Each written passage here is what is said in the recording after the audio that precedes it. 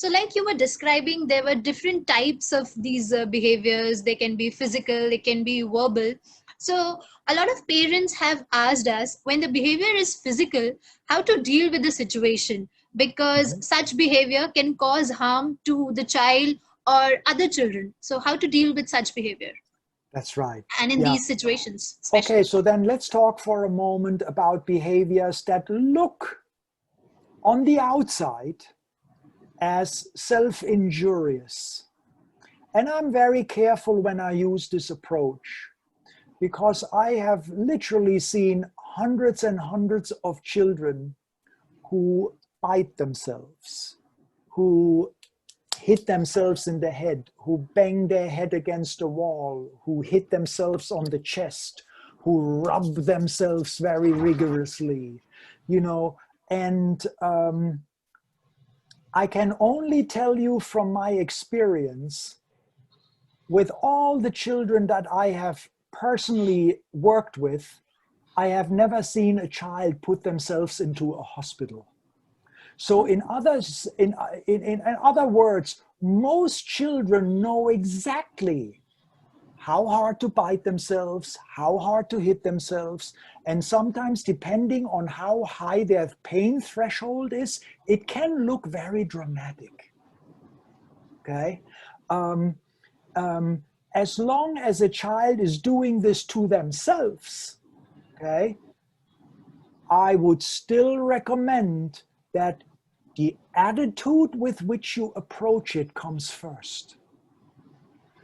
Are you in panic when you see your child do this? Are you um, incredibly worried? Are you shocked? Are you see, and because everything you try to do when you feel that way, you will act accordingly.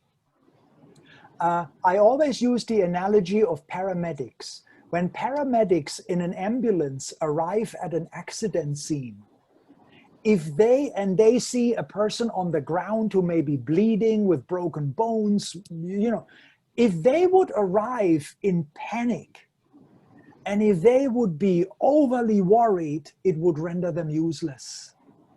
They all have trained themselves to arrive and be very calm. They know exactly what they're doing.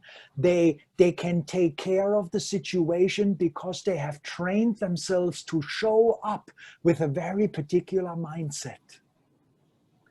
And the people that I have come across who have been in distress, and I'm not talking even about autistic people, I'm talking about neurotypical people. If you are very strongly in distress, would you rather have someone next to you trying to help you in a panic mode, or would you rather have somebody help you who is calm and still very caring and very loving but very calm? Who would you rather want to take care of you? Right? So this is a very similar things with children with the more, and I even hesitate to call them aggressive behaviors. Oftentimes it's called like that, right?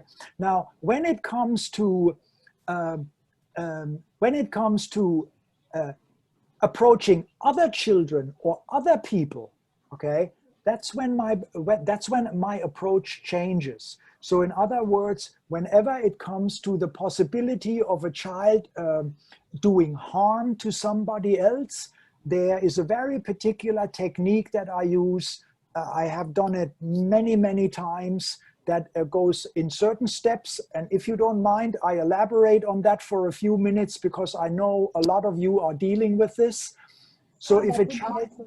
Yeah. if a child comes over and just hits me or kicks me or pinches me, okay, first reaction should be no reaction. The less reaction you give to that kind of behavior, okay, the more successful it will be later on.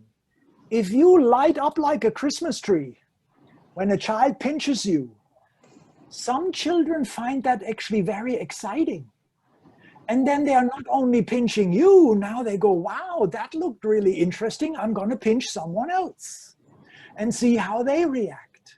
So some of those behaviors are actually children trying to find out how the world works. Right? But we are immediately jumping to the conclusion, oh, no, no, no, no, we have to stop this. Oh, no, no, no, no, they can't do this. You see, but we're jumping right away to how can we stop a child doing this, rather to why don't we first try to understand why the child is doing it? Maybe the child wants attention that they didn't get. Maybe the child was forced to do something that they don't want to, and then they hit the person who is forcing them to do it. Right? So it could be a defensive mechanism. It could be clearly saying no to someone. But of course, when a child hits me, the first thing is like no negative judgments and as little reaction as possible. The second step is I'm immediately creating distance between me and the child. Okay? Just physical distance. Okay? If the child comes after me, I am looking for a buffer. I'm looking for a big pillow. I'm looking for a chair. I'm looking for a gymnastic ball that I can put between me and the child. And I even say to the child, I understand you want to hit the ball. I don't like to be hit. You can hit the ball, hit the pillow. So I'm offering the child an alternative that they can hit, that they can bite, that they can kick, that they can scratch, pinch, you name it. Okay? So, and if the child then is like fighting with you to get around the ball or, and still is like wanting to get to you, that's where I would actually literally leave the room. Okay, and I would literally say, okay, I'm going to be out here. I'll be watching you, because most rooms that I work with, they have camera systems in the room, or there's an observation window, okay, where you can clearly see what the child does. And if this is a common occurrence, then I would also outfit the focus room with a lot of big pillows, gymnastic balls, objects that a child can actually kick and hit to their heart's delight. And when I see the child calms down, then I'm knocking on the door. I'll open the door and said, how are you? Are you ready to play again? I'll be happy to join you again, right? And that can sometimes might have to be repeated, but that's a rare occasion. I very rarely had to leave a room. Most of the time when a child sees that you are not reacting to it, they start to understand, oh, that's not an effective way to communicate. It doesn't help me very much. It doesn't get me what I wanted. This doesn't quite work for me.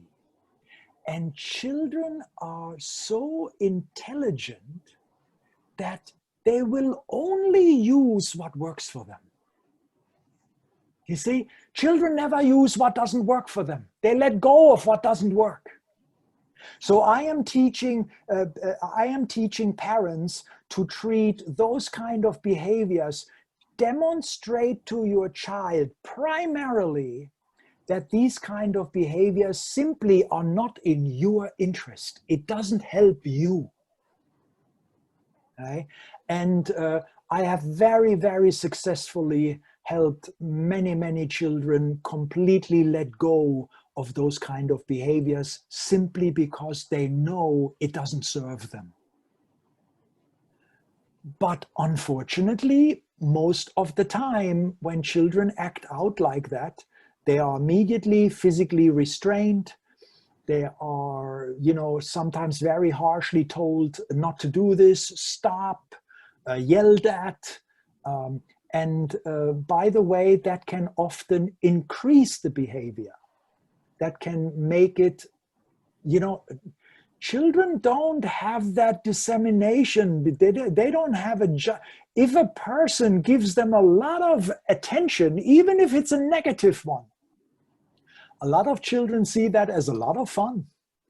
And then they're gonna go and search for more of those reactions. And then parents are wondering, why is he doing this? You know, so there's a very gentle, loving, accepting way of dealing with these behaviors.